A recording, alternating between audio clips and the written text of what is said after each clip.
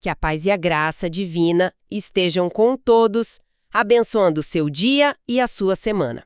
Hoje, a gente vai mergulhar num material que é, assim, ao mesmo tempo um quebra-cabeça de arquitetura e um verdadeiro mapa teológico.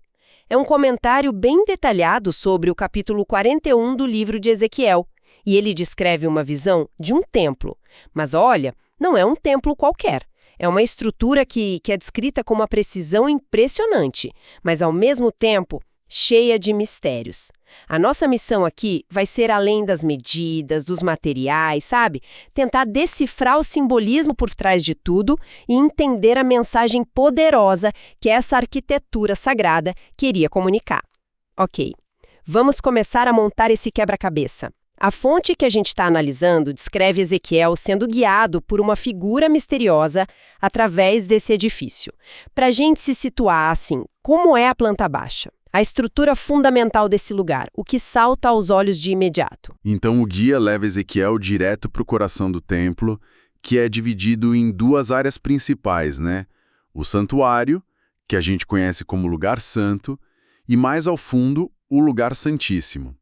E as dimensões são de uma precisão, assim, matemática. O santuário tem 40 côvados de profundidade por 20 de largura, o que dá algo em torno de 21 por 10,5 metros.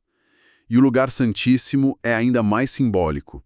É um quadrado perfeito de 20 por 20 côvados. Um quadrado perfeito.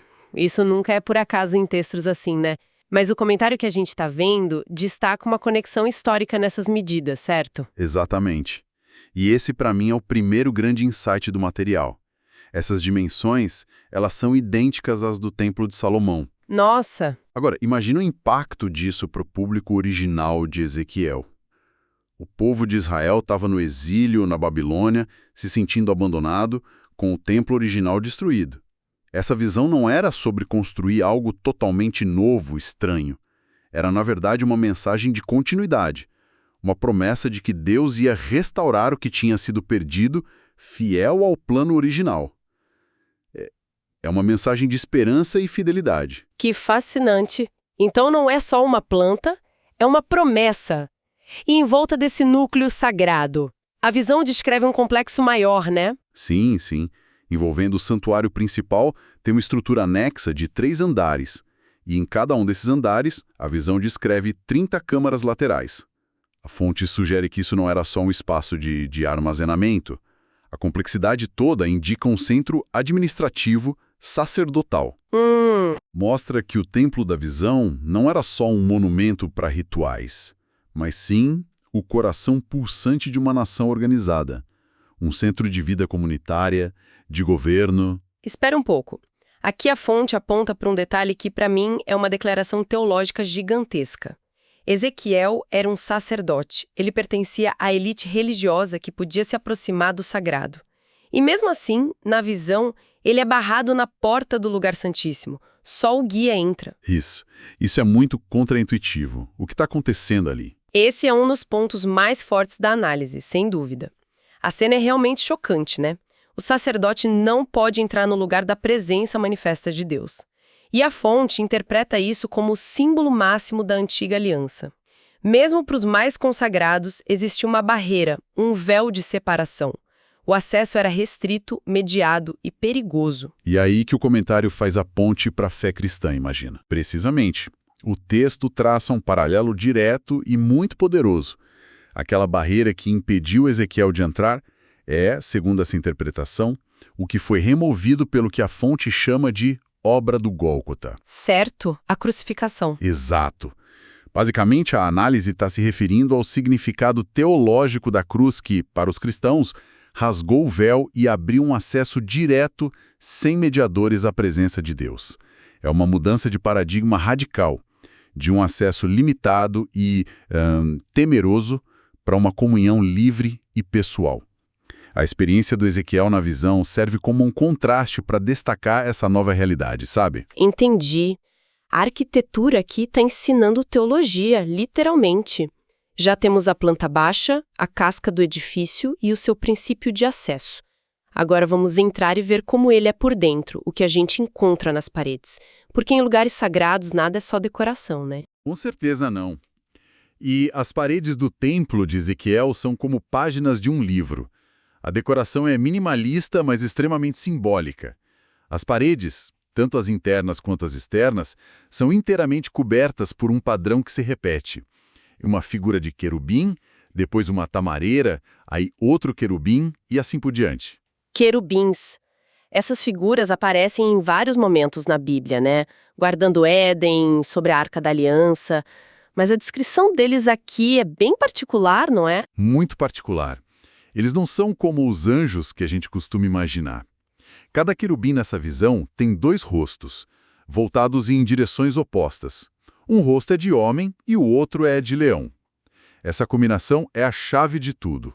Ok, uma combinação de homem e leão. Isso parece carregar um simbolismo muito forte. O que a fonte diz sobre o porquê dessas duas faces e não outras? Fonte disseca cada um. O rosto de homem, segundo a análise, simboliza o Filho do Homem, que é um título que Jesus usa para si mesmo, indicando sua humanidade e o seu papel como o governante perfeito da humanidade. O comentário até faz questão de contrastar isso com o que chama de ideais humanistas, que colocam o homem no centro de tudo, sabe? Entendi. Aqui, a mensagem na parede é clara. O centro do governo e da adoração é o homem perfeito, Cristo, não a humanidade falha.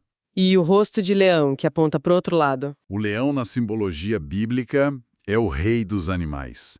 Representa majestade, poder, realeza, justiça.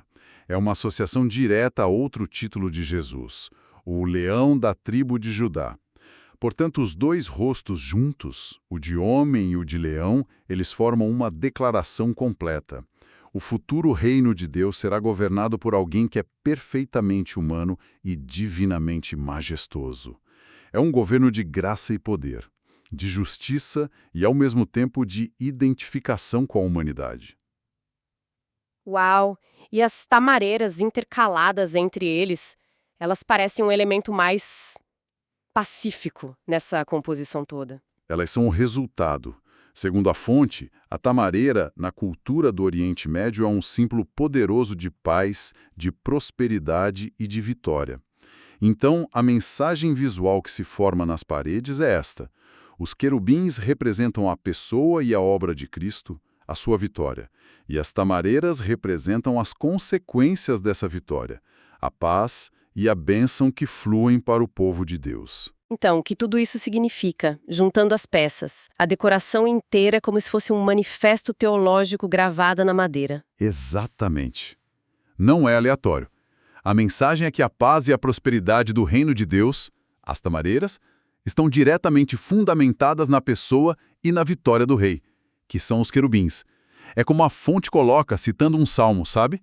É uma representação visual do momento em que a graça e a verdade se encontraram, a justiça e a paz se beijaram. A decoração conta a história da salvação. Essa ideia da majestade divina nas paredes me faz pensar. Qual era o ponto focal do culto nesse templo? Geralmente é o altar. E com toda essa simbologia de realeza, eu imaginaria um altar de ouro maciço, algo espetacular. Mas a fonte aponta para uma surpresa aqui também, né? E que surpresa! Honestamente, quando eu li essa parte na fonte, eu tive que reler, porque depois de toda essa geometria divina, de toda essa teologia nas paredes, quando Ezequiel é levado ao altar que fica dentro do santuário, o texto diz que ele é feito de madeira. Apenas madeira. Madeira, simplesmente madeira, isso vai contra toda a lógica de opulência que a gente associa a templos antigos, especialmente o de Salomão, que era famoso pelo ouro. Qual a interpretação da fonte para essa simplicidade tão radical? A análise argumenta que essa escolha é o clímax da mensagem teológica do templo. É uma lição visual poderosa. A verdadeira glória da casa de Deus, nesta visão, não reside no valor material, na riqueza, no ouro, na suntuosidade exterior. O material simples do altar força o observador a entender que o valor supremo, o que torna aquele lugar glorioso, é uma coisa só: a presença de Deus. A glória não vem do que o homem pode oferecer a Deus, mas do fato de que Deus escolhe habitar ali. E a fonte conecta isso com a experiência de fé hoje. Diretamente. O comentário diz assim: temos isso vivo em nossa mente quando se trata do nosso encontro com o Senhor Jesus. A ideia é que a comunhão com Deus, a sua presença na vida de uma pessoa, é em si mesma mais gloriosa e valiosa do que qualquer esplendor material. O altar de madeira é um lembrete permanente de onde reside o verdadeiro valor. A glória está na presença, não na performance ou na riqueza. É uma perspectiva que muda tudo. Mas agora a gente tem um paradoxo. Discutimos todos esses detalhes minuciosos, as medidas exatas, os rostos dos querubins, e, ao mesmo tempo, a fonte deixa claro que a visão de Ezequiel é, de certa forma, incompleta. O que o texto quer dizer com pontos obscuros ou detalhes não revelados? É um ponto crucial. Apesar da precisão em certas áreas, a visão omite informações que são essenciais para uma construção real. Por exemplo, as alturas dos edifícios quase nunca são mencionadas. Faltam detalhes de engenharia, de fundações, de como as estruturas se conectam. Os materiais são genéricos: pedra, madeira, e o que é notável, não há qualquer menção de ouro, prata ou bronze, metais que eram centrais e abundantes nos templos anteriores. A visão não é um projeto de arquitetura pronto para ser entregue a um construtor, entende? E qual foi a consequência histórica disso? Isso afetou a reconstrução do templo depois do exílio? Totalmente. A consequência direta foi que o segundo templo, aquele construído por Zorobabel quando os judeus retornaram da Babilônia, ele não seguiu o plano de Ezequiel. Simplesmente não havia informação suficiente, e o contexto, a escala e os recursos eram completamente diferentes. A visão de Ezequiel permaneceu no campo profético, como um ideal divino, não como um manual de construção prático para aquela época. E essa ambiguidade, essa natureza de ideal profético, nos leva diretamente aos debates de hoje. A fonte menciona o desejo contemporâneo, em certos grupos em Israel, de construir um terceiro templo. Como essa visão de Ezequiel se encaixa nessa conversa que é tão complexa e politicamente carregada? Se a gente conectar isso ao quadro geral da perspectiva escatológica que a fonte apresenta, a visão de Ezequiel é absolutamente central. O texto afirma que, com o retorno de milhões de judeus a Israel, o desejo de reconstruir o templo no Monte do Templo em Jerusalém se tornou muito forte, e o plano de Ezequiel é visto como um modelo divino para essa construção. Mas a fonte não apresenta isso como algo simples. Parece haver uma cronologia de eventos futuros bem específica, uma interpretação profética. Vale a pena a gente detalhar isso. A fonte distingue entre um templo que seria construído por mãos humanas em breve e um templo perfeito que viria depois. Exatamente. A fonte apresenta uma cronologia muito específica que, segundo ela, a Bíblia esclarece. A interpretação é a seguinte: primeiro, um terceiro templo será de fato construído em Jerusalém nos tempos do fim, antes da volta de Jesus. No entanto, segundo essa visão, este templo construído pelo homem será o palco de um evento terrível, a profanação pelo anticristo, que se declarará Deus ali. Somente depois da volta de Jesus como Rei do mundo é que o templo final, o templo milenar, será construído, ou talvez revelado de acordo com os planos perfeitos e gloriosos da visão de Ezequiel, para então ser reinaugurado.